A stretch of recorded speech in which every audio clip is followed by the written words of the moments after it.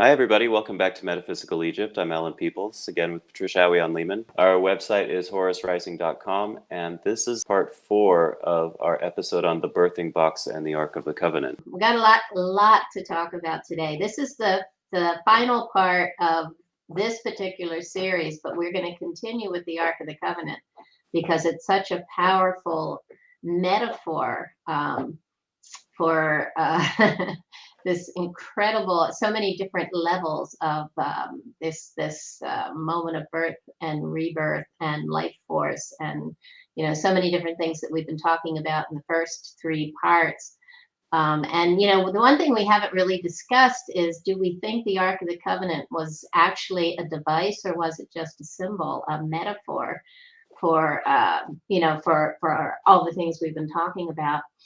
And that's a really big what if. It's definitely a metaphor, and we'll continue our discussion of that, and it's going to get even more interesting in the next series. They obviously built replicas of their concept of it. I think the Ark, the images that we're so used to seeing, the golden, the box laden with gold, covered with gold, with the cherubim on top from the biblical stories, was obviously a takeoff from the boxes and the symbolism in ancient Egypt. So, did they have them? Well, we've seen the stone boxes with the imagery, what were they using these boxes for? These are all things we'll talk about as we go. So maybe there were many arcs. It's just such a huge topic, and for such a powerful conceptual idea. And if it was a device, what was the device used for? So yeah, we've got so many exciting things to talk about, but let's continue on. So we've talked a lot about Osiris being us, Osiris being the land, and representing the night cycle. And so, and we've also talked about Osiris as he, being on the hero's journey with, the end of the journey. What he's seeking is this, total enlightenment when he ascends as his son, S-O-N-S-U-N, as a new sun, S-U-N, or cycle of, his resurrected self, his ascended self, basically. And this image on the bottom is an image of a netter.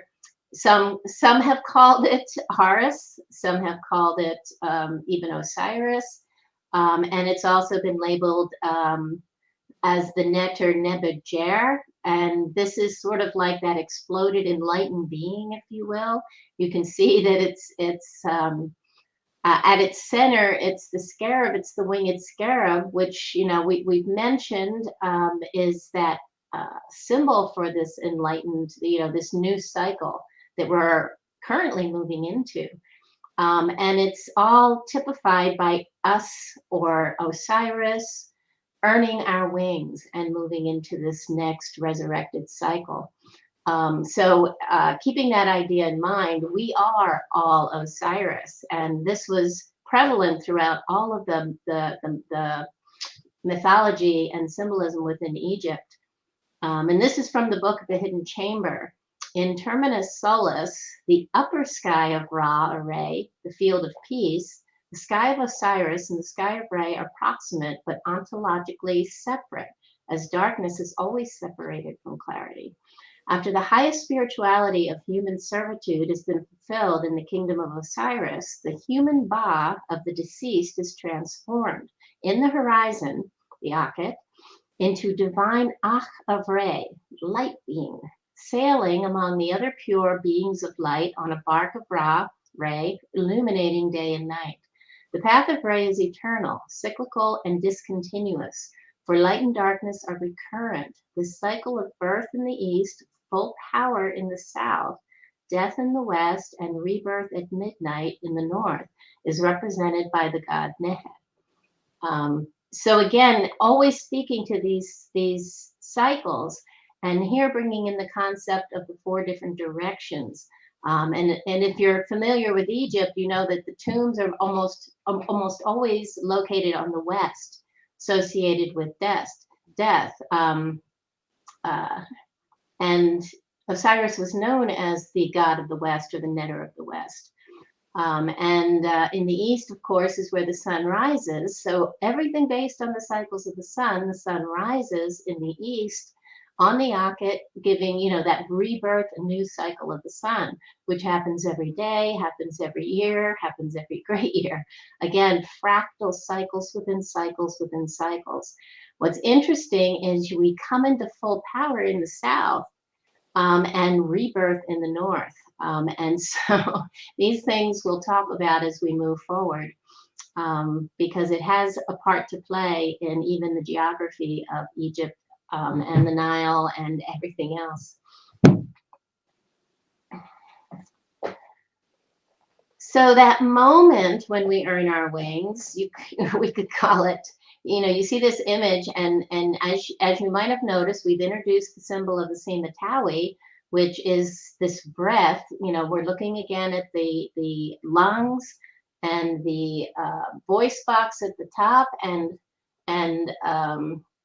the voice box being sort of at the throat, that moment of resonance, and there's Horus on top with the double crown, symbolizing that he has, you know, typically this is called the uniting of the 2 lands, and I liken this to the uniting of the 2 hemispheres of the brain, north and south, basically the 2 hemispheres of the brain being, you know, that masculine and feminine, the intuitive and the more pragmatic sides of our brain coming together as one in complete balance, as this wonderful moment. And of course, Horus is the whore. He, you know, and I believe our word harvest comes from that. This is the harvest from those agricultural processes that we talked about, this explosion of our Kundalini, even, if you will.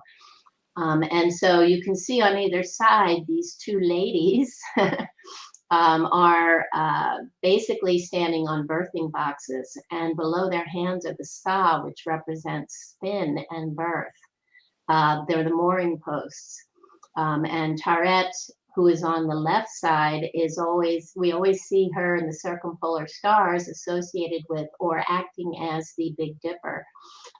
So really important. So on the right side, you're actually looking at an image that would be represented as her opposite. So possibly in the southern hemisphere, a netter from the southern hemisphere. And so, and above that, we see Nekbet and Wadjet, representing the north and south. The 2 vultures. Exactly, the 2 ladies. No, one has got a serpent head, and the other one has a vulture. Okay. The vulture is from the south, Upper Egypt, and the serpent head Wadjet is actually from Lower Egypt, which is in the north. And so, as I said, this is that exploding Kundalini moment, at least that's what I call it. And I love this image on the far left, because you can see that Horus is actually riding a serpent, right? And he's on top of this papyrus pillar that's coming out of the birthing box, right? And you can, that's a cycle that's happening without, and it's also happening within. And so this is really important, that everything we talk about happening outside of ourselves is always happening within as well. It's a fractal holographic perception of reality that we're experiencing, and you know, the cycles within cycles within cycles, and patterns within patterns within patterns. And again, perceive the pattern and understand everything, know how to navigate those currents. And so, you know, this moment of this exploding Kundalini, of bringing the 2 hemispheres of the brain together, is also symbolized by this wonderful symbol at the top of the text on the right, which is called the Behedet, or the Bedeti. It's the winged sun disk, which represents Un, right? We've talked about Un being that highest cycle of consciousness that is complete gnosis. It's silence. It's that pause. the pause at the heightened nadir of every sine wave, cyclical pattern. Shadowless. Yes, shadowless consciousness. And so it signified the game-changing moment when the inner polarity is transmuted and the Kundalini rises to explode through the third eye as a perfect illustration of the unity consciousness. Kundalini rises to allow for the expansion of conscious awareness, and with the increased communication between the brain's hemispheres, the knot of the Simatawi is tightened, and our breath is held for a moment for the experience of complete timelessness, stillness, and a sense of oneness with all that is. Sounds like a near-death experience if you've ever, spoken with someone who's had one or read about it. It's an entry into that zero-point expression for a brief and magical moment of complete gnosis that is enjoyed briefly before the serpent and the vulture recoil to explode again through the top of the head as the unified spark of life that initiates the next cycle and renewed breath of life. So how beautifully it symbolized in ancient Egypt, and what a beautiful moment that we all will and do experience. And we still see that same symbol. Indians wear it on their forehead. Exactly. And so here again, another diagram. They call this the rebirth. As your cerebral spinal fluid, Christ, some people call it the Christus, climbs your 33 vertebrae, Jacob's ladder, right? Mm-hmm. And meets your 12 cranial nerves, the 12 disciples, the 12 zodiac signs, the celestial, in the celestial pattern. It ignites the pineal gland, which is your resurrection, right? So that's exactly what you just talked about, are mentioned in India. So again, it's happening within and without. And again, that's the sun disk, the winged sun disk, the Hiru Badeti, the sun at Un or noon, shadowless consciousness. That's Allan, you just said it. And so, you can see in the process within us, the two waters. We've seen the images I've shown you of the two waters from the image of Hapi at Philae. And he's pouring the two waters within the Ouroboros to begin the next flood. And here are the two waters within us emerging from the cave and the age. And I point this out that Hapi represents Aquarius. So I sort of liken this moment on a much greater level to the cycle that we're in now and entering now, Aquarius, which brings on another great flood. What do the floods bring but water? And water is life. It's renewed life. It's a pattern that's shown throughout nature and throughout symbolism and mythology worldwide. When the rivers or the land itself becomes dry, and then the rains come or the floods come and brings renewed life, a time of celebration. And that can be the flooding of currency. It can be the flooding of, actual water, so many different levels, but it all means life force, renewed life force after a moment of complete, dry, desolate separation and discontent. I saw this wonderful piece of jewelry, and it's from Afghanistan, and it's called the Dragon Master. And it's, you can see that symbolically this could so easily represent the master of one's, inner duality, right? Just think, it's beautiful how symbolism, how we look at these things, and maybe after you see enough, the symbolism in all the diagrams that we show, you'll begin to see it everywhere. And you start seeing the patterns everywhere. It's insane. I've been seeing patterns since I was a child, in number and in everything. And now that I've been studying it for so long, I just see them. I see them everywhere, but we can't include them all. So again, I keep bringing up this same slide or something similar, and this resurrection moment having to do with coming, bringing balance into our body, bringing balance into our consciousness and our perception. So according to Ipsalu Tantric Kriya Yoga, a technique called the Cobra breath pulls magnetic energy into the spine, ionizing the spinal fluid and allowing the Kundalini to rise, bathing the brain in magnetized fluid and transforming consciousness. And this comes from The Biology of Kundalini by Jonna Dixon. It's again, just an incredible moment that speaks again to these moments of gnosis. So here I'm showing you this image of Bes, and Bes again related to childbirth, and we see him at all the birthing places at all the temples. They're called manises, the little birthing temples or shrines, and Bes is. And we're going to do a huge series on just Bes, explaining that he is this moment. Bes is Nebuchadnezzar in a way, when we come back into balance, and he is our ecliptic pole. And most people don't even think about the ecliptic pole. First, before we get to that, I'm going to show you, if you look at what's encircling his feet on the right side, his feet are enclosed by an Ouroboros, right? There's a serpent at the base of the stand, the birthing box that he's on, if you will. And this is marking where he sits, where he stands.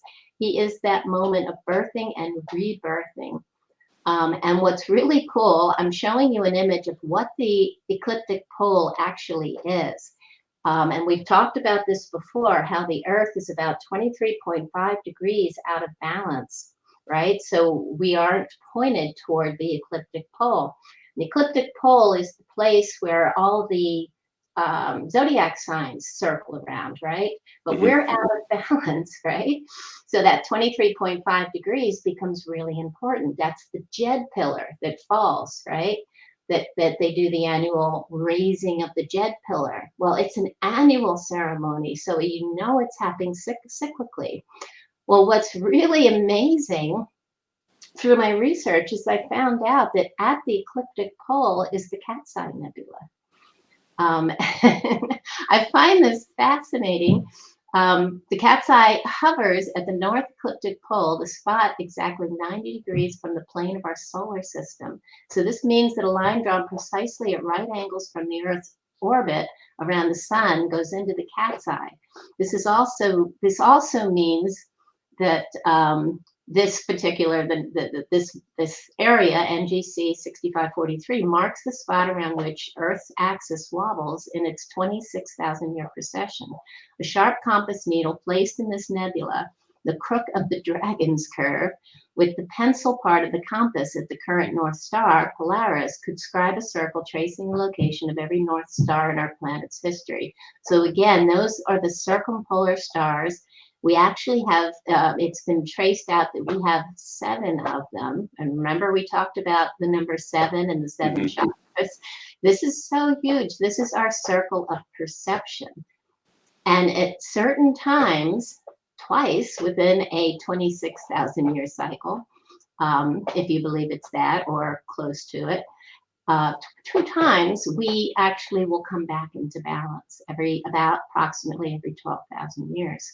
And we will again be in alignment with the ecliptic pole, which, as I've just pointed out, is Bes. And again, we'll get into a whole lot more detail about this because it's really fascinating and amazing. Because that particular place, the ecliptic pole, which sits in the center of Draco, right? And this is so huge, and it's just so much to show you. But this is why the dragon mythology is so important. It sits within the center of Draco, and it's that moment of complete gnosis. And I bring this up because it's, again, look at this. This is the cat's eye of Sauron, and this is what it really represents. And you can see it's the eye of knowing, right? It's the eye that we see in the pyramid. It's the eye of the completion of all the separated aspects coming back and together. It's the third eye, right, of perception. So when Proto sees a vision of the eye in the mirror of Galadriel, the texts say that the eye was rimmed with fire, but it was itself glazed. Yellow as a cat's, watchful and intent, and the black slit of its pupil opened on a pit, a window into nothing. Because it is a moment of nothing, no sound, no vibration. It's complete silent knowing. So yeah, it's just amazing how this ancient symbolism and this ancient knowing comes into play in our entertainment, in our social media, in so many different places. So here, well, is this also the all-seeing eye on the top of the pyramid on the back of the dollar bill? Well, this is what I believe. The more I've studied this, here shows you exactly where the cat's eye nebula is in Draco. And remember, nebulas are what? Star making. They're these clouds of star making materials, right? Birthing boxes, if you will. So, yeah, there is a method to my madness here. So I'm introducing these things because they really have a huge significance as we continue on with our story. I'm going to come back to all of this as we proceed, but we want to get back to the Ark of the Covenant and the birthing box. But I'm going to do, as I said, a whole series on just this because it's incredibly important. And so, yes, here's that scene I was talking to you about. The 23.5 degrees shows everywhere. And I would encourage you to look in when you're looking at paintings, even from the Middle Ages and things, where they're holding their sword always makes a difference, where it's directed, what is the angle. And it's the same thing with ancient Egyptian symbolism. And so here is that picture on the right of the raising of the Jed. And it's this raising of, they say it's the backbone, right? The spine of Osiris, but it's also the spine of the earth. It's us out of balance. It's sort of like, if you stand up straight and you put your arm, even the two hemispheres of the brain, it's like we're pointing toward the left brain right now. We're more left-brained. And at one time we were more right-brained. So it's bringing that back into balance. And the only way you find balance is to experience both, in my opinion. And the image on the left is Thoth. And I just realized that these scepters he's holding that have the red and the red crown of Lower Egypt and the white crown of Upper Egypt as serpents rising like Kundalini up these two scepters. Again, representing the perception of the right hemisphere and the left hemisphere of the brain are at this 23.5 degree angle. Thoth representing conscious awareness on different levels himself. So getting back to the birthing box and the Ark of the Covenant, this whole concept of the birthing box, as we pointed out several times, and the Ark of the Covenant it represents the portal between heaven and earth. And of course, the place in between represents, when heaven and earth come together, you're bringing the power of God down to earth. And so the symbolism that you see in these thrones represent these places of bringing duality into oneness, right? The throne, the kings that would go through the Osiris mystery rituals, the Heb Sed festivals, the whole purpose was the uniting of Upper and Lower Egypt, right? You're bringing a tired kingdom, an old and tired kingdom back into balance. And so when you've done this, when you've gone through the ritual, that and part of that ritual, as it's understood, is, this, whether ritualistically or they actually did go through a ceremony, took some sort of plant medicine or a substance that gave them a near-death experience or even a real death experience, and then were brought back to life with the opening of the mouth ceremony, and this renewed life, this resurrection after leaving the physical and going into the etheric, bringing the power of God back to earth, and then they would be throned and crowned as Horus Kings, right? So this throne itself, and we've said the throne represents one of the places where a woman would give birth. But it's also, in a way, it represents a birthing box as the power of God on earth, the life force of the heavens on earth. So powerful, powerful expression. And here he's sitting between the two lions, if you were to sit down, which is, he sits in his power between yesterday and tomorrow in the now moment. So, yeah. Here is a picture of Ramses II and one of the statues in front of the Temple of Luxor. In Luxor, and this is one of those thrones, and he's wearing the double crown, and he has been throned because he's united Upper and Lower Egypt, the two hemispheres of his brain, having one of those incredible Kundalini moments, if you will.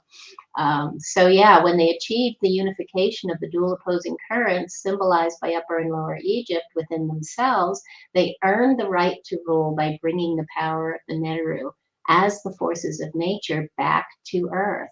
The kings could then be crowned on their thrones as gods or as Horus Kings with the double crown of both Upper and Lower Egypt as divine beings in their own right. And this is where we get the idea that, the Egyptian pharaohs were worshipped as gods. It's from these ceremonies. And I think sometimes we put ideas into, we get some ideas from our current understandings that don't necessarily fit the significance of what was really occurring here. It wasn't that they thought they were, necessarily walking gods. Originally, I think during dynastic times, the priests sent out the propaganda, and it becomes that.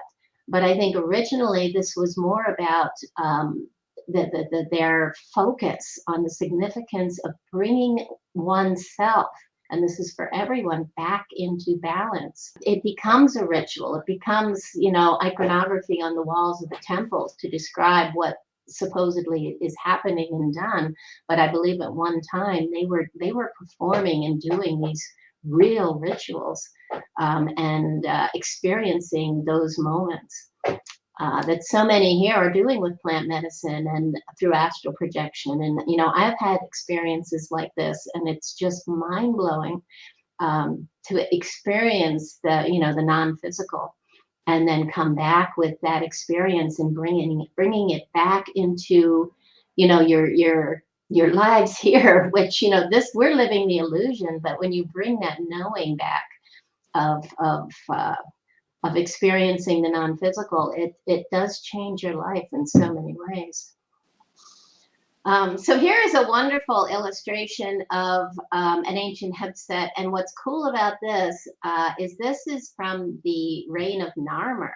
So we're going back to 3100 BC, which is, 5,000 years ago. Narmer is the first human king. Exactly, if you're familiar with the Narmer palette. So yeah, it's fascinating that what we're looking at are images from his Heb Sed ritual, which is only telling us that this not only happened during dynastic times, but it probably started way back, even into pre-dynastic times. And I haven't been able to find a lot of information on pre-dynastic, but I've talked to a lot of people here who are in the know, and yeah, it's something that was probably done for quite some time, and the nature of it changes as our consciousness evolves. So, and I've talked about this before, as we become more associated with our bodies and less connected in a unified consciousness sort of way, feeling that connection to everyone and everything. As we devolve and become more focused on the physical, we lose possibly that ability to die and come back.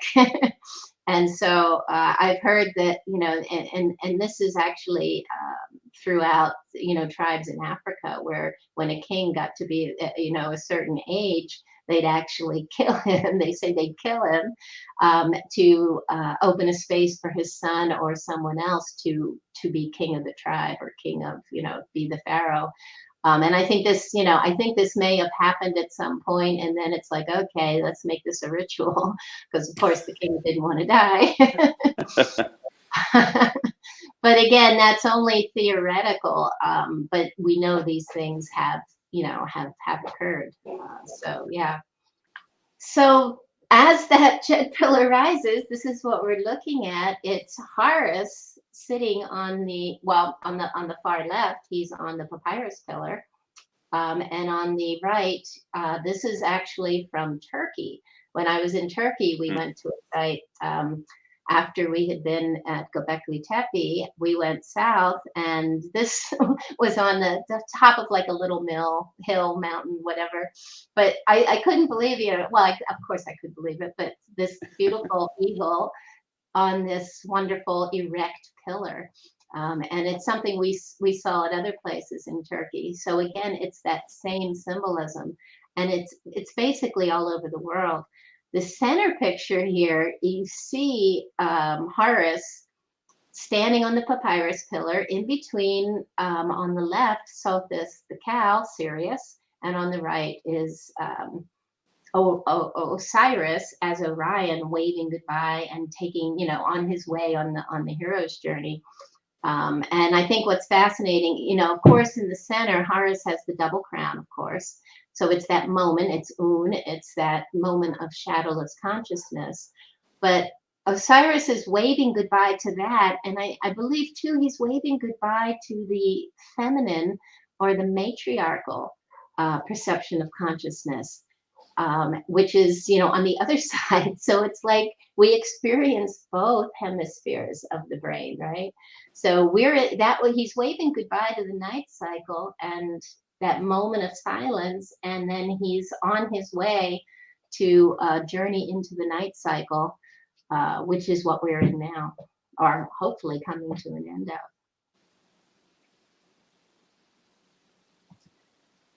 As star seeds. Is this really a Sumerian depiction of Anunnaki gods manipulating mankind's DNA via the tree of life while being overseen by Anu, literally translating a sky father? This is what this scene is described as in so many different documentaries. And I honestly believe that the star seeding happens due to stellar solar lunar events.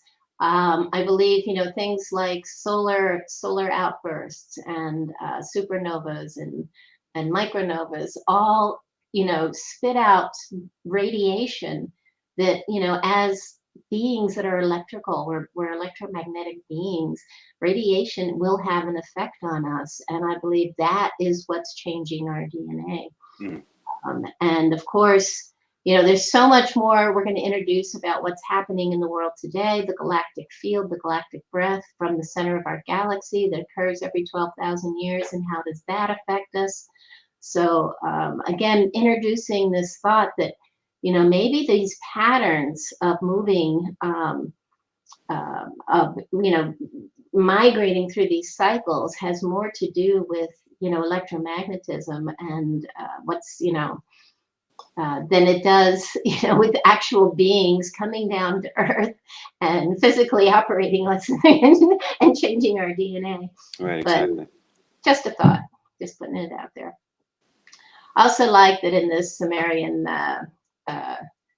illustration, you can see that the two hawk figures on either side, the human figures with the bird head are carrying the bags with the seeds, right? So again, they're bringing in the seeds for the new life and the new beginning after that moment of Un. It's the winged disc on top of the tree of life, and the tree of life is erect, just like the papyrus pillar that Horus sits on.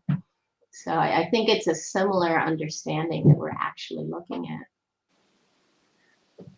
So again, that moment of complete unity with Source, this pathway to alternative dimensions is known to many as the open third eye. You said it first, Alan, or eye of Horus, achieved with the unification of the right and left eyes of Horus, which represent the sun and the moon. The eye is personified by the Nedert Wadjet and is also known as the eye of Ra. The name Wadjet is derived from the Waj, meaning green. The Waj is the papyrus pillar, and was known to the Greeks as Uraeus, from the Egyptian Ieret, meaning risen one, illustrated by the image of the cobra rising up. When the veil of night is lifted, the eye of Horus can visualize and experience the splendor of universal oneness that is often described by those who have had worked with plant medicines and or have had near-death or astral experiences. Awakening from this experience will ultimately transform the participant forever. Those that earn the sharp eye of the hawk also gain its incredible powers of vision and the ability to feel, and therefore navigate the currents to create an environment of resonant and harmonic balance, much like the worker bees who can feel their queen's breath of love and light waves. So yes, so much of this does provide us with tools for enhancing our own lives. And this imagery, I just love it. Again, it's all over the world. Everywhere. Exactly.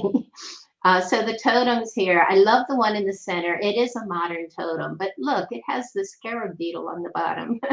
Yeah. As you know, that moment of the beginning of the journey with the eagle on top. And does this winged figure actually represent a place in the cycle, being Cygnus? And these are patterns we're going to show you as we move along, because there is definitely a relationship. And again, these winged figures are all over the world. We have the Navajo Thunderbird on the left. We have the Aztec Eagle Dancer, Northwest Coast. I'm not sure where the one on the right is, but it's really cool. And Cambodia. So Garuda, also all over India, as that explosion. I have a statue of Garuda, and he's riding the serpents, right? So similar to what we see in Egypt, obviously the same understanding. So here is that image of Nebuchadnezzar again. Again, this person, whoever who introduced this image, is calling it Horus, but it is Horus, it is Osiris, it is all of those things transformed into its highest state of being. And still being alive. So it's the expression of almost everything. You can see with all those wings. I find it interesting, you see the two lion-headed figures at the top, breathing out the magnetic field, if you will. Oh, yeah. So from Carl Gustav Jung, when you succeed in awakening the Kundalini so that it starts to move out of its mere potentiality, you necessarily start a world which is totally different from our world. It's the world of eternity. Really beautiful. So resurrection and the two Marys. So this moment of resurrection begins with, this well, I keep being drawn to the image of Christ emerging from the box, right? And I believe we've shown this before. With his arms in the composition. Well, exactly. Renewed life force, renewed life. And flanked on either side by these two angels, right? The two cherubim. It's the Ark of the Covenant. It's the rebirthing chamber. And of course, the image on the right is from Abydos. On the left, sorry, is from Abydos. And you see the two birthing boxes on either side. And there's like a frog sitting on the one birthing box. And of course, frogs always having to do with birth and fertility. And we also see the two birds being Isis and Nebhet.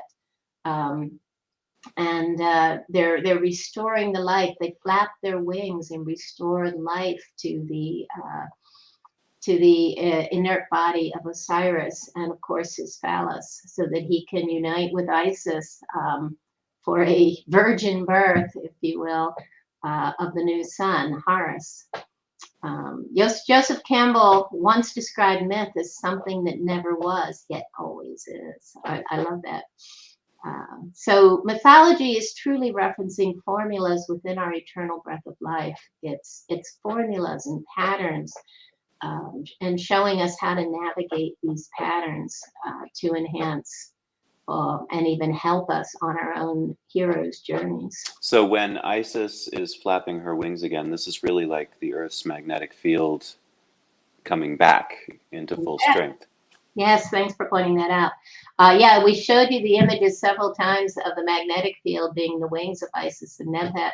And so, yes, of course, as Allan just said, as they flap their wings, that's, in order to be silent, inert, that means the magnetic field had to have, is no longer there. That's why we see them with their wings down. Exactly. So, when the body's dead, the magnetic field goes with it, right? There's no more breath. And the same thing happens to the earth, which we're going to get into as we move along. So yeah, the magnetic field, the wings come down, the body is inert, and then the wings, Isis and Nebhet being the feminine, right? The magnetic field. Based on our innate duality, there'll be a sound and a new sine wave and another spin. And the spin generates the magnetic field. And there you have it. So here this image is again, and again, I'm pointing out that these are the two Marys on either side, the magnetic field, with this renewed breath of life at the harvest. So this is the image that we had on our first slide. It's the sunbark of Jeddah from the 30th dynasty. But if you notice, you've got Horus on top of the birthing box, right, or the ark, if you will, of the covenant. With Horus having the double crown again, and you see the Uraeuses outlining, might have been all the way around, but obviously on the front of the box. I always call them the exploding cobras, or the exploding head chakras. The line of cobras that goes around. Yes, because it represents, this incredible exploding of your Kundalini energy, in my opinion. And you even see the two cherubim on the outside of that, the shrine that he's sitting on. I've been calling it a box. It's a shrine or a birthing box or a rebirthing box. And in front there are two feminine figures of Nebhet and Isis. So yeah, here we go again, on the bark, with the path opener in front, because the ark is always moving. If you're alive, right, and it's that moment again when heaven and earth come together and separate, then you are always moving. It's only when you're not alive that there's that moment of silence, right? There is no breath, there's silence. So yeah, navigating the currents. On the far left, we see, this is an ostraca, an image, pen and ink, that was done by Margaret Murray from an ostraca that she found during her early excavations of the Assyrian. And people call this the levitation on the ark, basically, or Osiris is levitating. And it's just another birthing box, if you will. And he is mummified, but on this journey again. And we're going to talk a lot about the Assyrian being a place of resurrection and renewal. So this again, interesting imagery from the Seti I temple at Abydos. And this image that you're looking at with the red arrow is considered to be the head of Osiris. It's a symbol for the head of Osiris, which is really quite fascinating. And of course, it's on this box. And there's so much happening here. It's an erect pillar, and it's on a sled. Basically, it needs to be carried, just like the Ark of the Covenant. And you see at the base, there's two lioness figures, winged lions, with their backs to the erect pillar with the head of Osiris. So this is basically the Jed at its, being pulled, it's totally back in balance, and the lions have their wings wrapped around the pole until the next breath, right? They're within the birthing box, which is it's on a sled, and this always represents a Sokar moment, or like I said, a moment of non-activity before the next breath.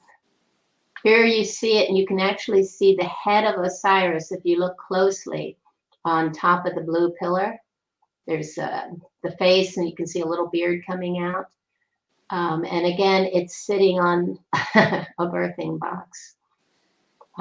So this is called the Neshmet bark, or resurrection bark of Osiris. And again, if this is from the walls, as you're entering the Osiris chamber, big chamber, at Abydos, Seti I temple.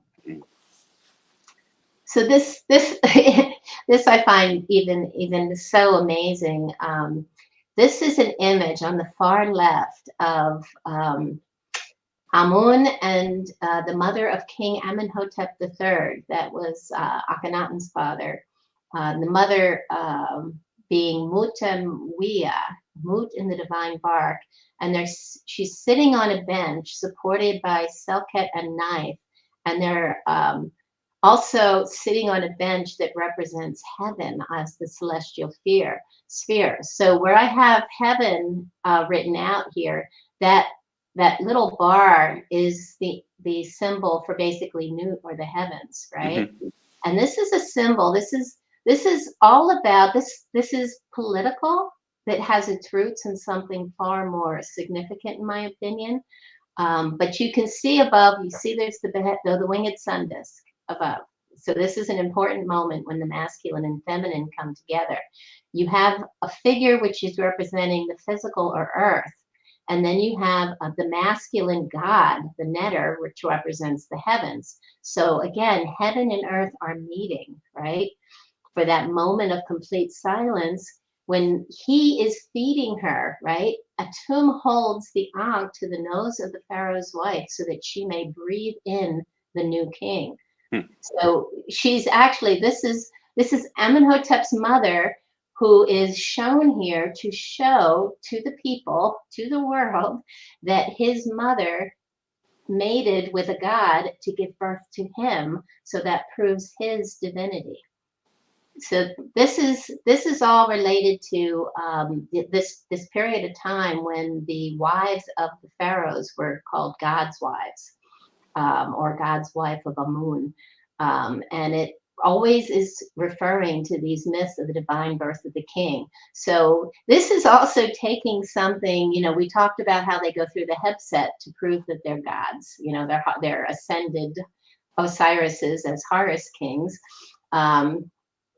But it's taking it even further by saying that, hey, all the queens mate with gods, and so they give birth to us as divine beings.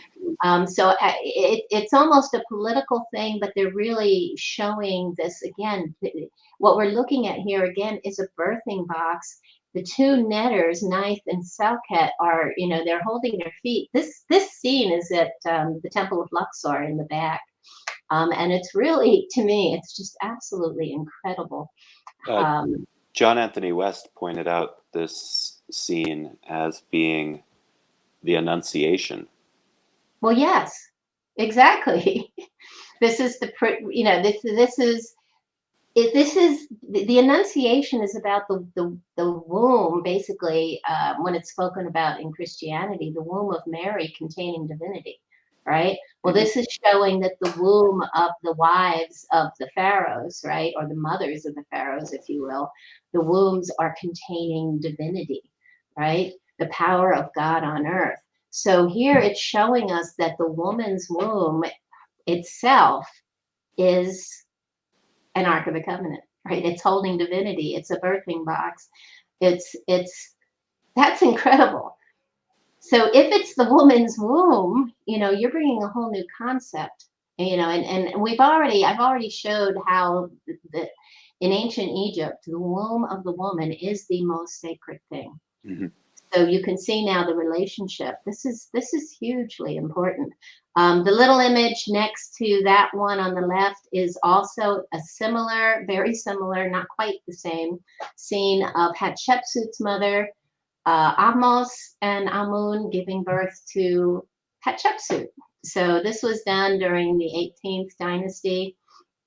You know, in that particular time, it's introduced with this kind of imagery. But it's showing this portal between heaven and earth again. And Amun himself symbolized, as you know, he symbolizes the night cycle that we're in now, that we've fallen into, that we're coming out of. But he symbolized the hidden but irresistible power that produces conception and growth in human beings and in the animal and vegetable worlds, all indicative of a night cycle.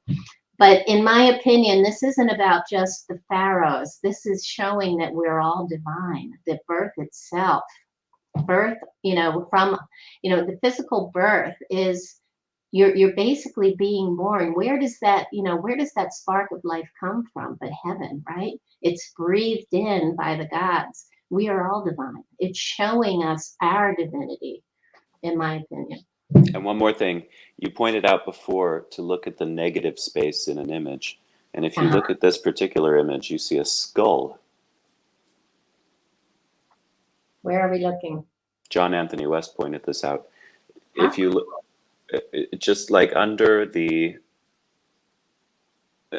heaven, or it would be the eye sockets, and where you have the word earth. Oh, yes, I do see it. That's amazing. And I'm surprised I didn't see him doing that. That's great, Alan. Thank you. I do see it. Fascinating. I was looking at the feet, almost looked like the bottom of the ankhs. The original ankhs kind of came down that way. But yeah, that is the face of the skull on both images. So very cool. Yeah. So the seat of power is the womb of the power of God, throne of Isis, right? She wears the throne. Why does she wear the throne? The per-ah, which becomes the word pharaoh, because she has the womb. The woman has the womb. And the other advantage of the woman, and again, I'm not comparing men and women, but because the woman has the womb, she still utilizes more of her right brain than the typical male does. And this is something that was understood. So the woman wears the throne. She is the power behind the king. And the lineage was always through the woman. The man was never pharaoh without being married to the woman. It was the woman that made him pharaoh. And as Hakim pointed out in the Pyramid Code, you see the statues with the woman with her hand around the pharaoh. Yes. Showing that she held up the man. And she was the real power behind the throne. He always said that the woman chose. She was the one who chose the man.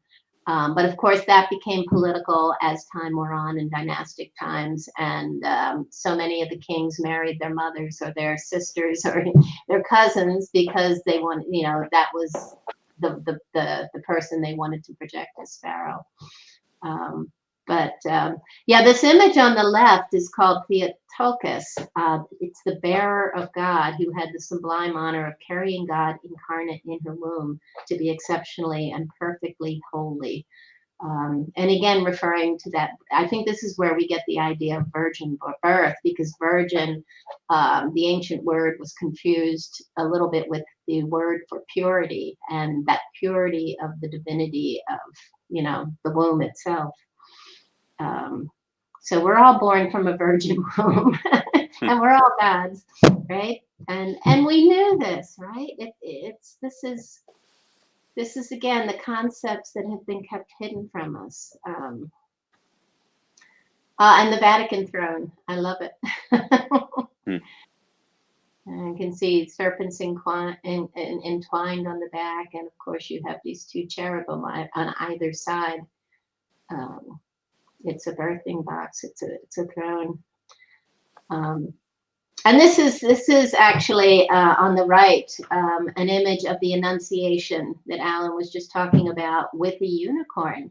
And I love the unicorn utilized here for a couple reasons, because one of the legends, if you will, or stories about the Ark of the Covenant is that it was covered in unicorn skin.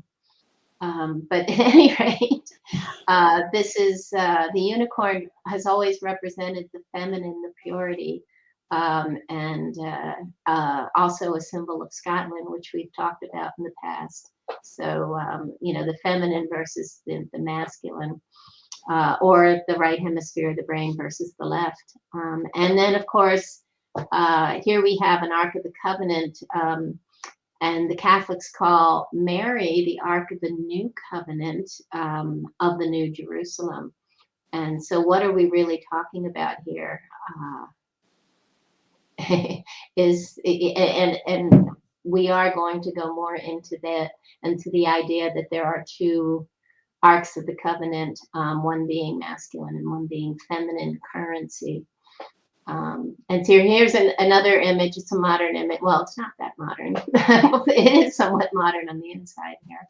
But anyway, it speaks to the seed of the tree of life. Basically, again, you're carrying this holy seed, and an image of the Ark of the Covenant here, even with the baby, the child, right? The Christ within. The wings of the cherubim, right? The power of God. And this is from Luke 1:35. God, the Holy Spirit, overshadowed and then indwelled Mary. At that time, Mary's womb became the dwelling place of the presence of God, right? The womb of the Virgin contained Jesus, the living Word of God enfleshed, the living bread from heaven, the branch, messianic title, who would die but come back to life. The rod of Aaron, manna from heaven, right? The womb. So again, there's this, you know, there's just so many ways to express and talk about this, but this ability to give birth to life or rebirth, this is what the Ark of the Covenant is all about, in my opinion. Based on everything we're talking about, giving birth to divinity as the power of God on earth. This whole scene is again an image of this thing that we're talking about. Here's the birth of Hatshepsut, the actual birth. You can see on the far left, you see Hatshepsut's mother, Ahmos, and she's got the baby of Hatshepsut in her arms. But and she's on the birthing, you know, throne, the birthing box. Underneath her, there's two images of hay. Look at them with their arms in that symbolism facing each other with dual opposing current on either side. There is an Ankh going into the Jed, right? And underneath that, the Sa, which is a mooring post for the spin, because everything alive spins, right?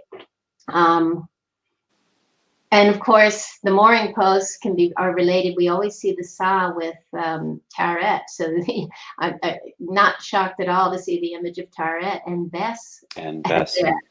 Right? Because again, that moment of complete silence before the rebirth or the birth. And then on the lion tables, the lion beds, again, representing earth, bringing the power of God down to earth. And there's our birthing box, Meshkanet, in her form with the, you see on her crown comes up into dual opposing wave spin. That's another image of Mescanet, the birthing box that we've been showing you, the black box, who is representing fertility and birth, and everything we've been talking about. So again, my buddy Walter Russell, I love this image because it really shows you everything we've been talking about. It's birth and rebirth over and over and over again. He says, and I have on the right everything that is written on here because it's going to be hard to see for you, but all things are involved in all things. Everything is connected. expansion and compression, the breath out and the breath back in again. Light and sound are one. Sound, sine wave, light wave, it's all one, right? Gravity multiplies and balances light and sound. Opening and closing spirals constitute the heartbeat of the universe. We spiral in and we spiral out again, over and over and over again. It's all about the spin. And sound and light. It's the sound and light show. So this is within us. This is the galaxies. This is the universe, all doing this. Cycles within cycles within cycles, and it can't be any other way. The black box. Black cube of Saturn, we talked about that, and as I said, it's symbolized and represented all over the world. And why? Well, I think everything we just talked about answers the question of why. So that wraps up this series. The next series will begin with the Ark of the Covenant and the ancient magnetic equator. So stay tuned. And that one, we're going to go a whole lot deeper into everything we've been talking about. Thanks, everybody. Again, our website is horusrising.com. Please like, share, and subscribe. Thanks, Patricia.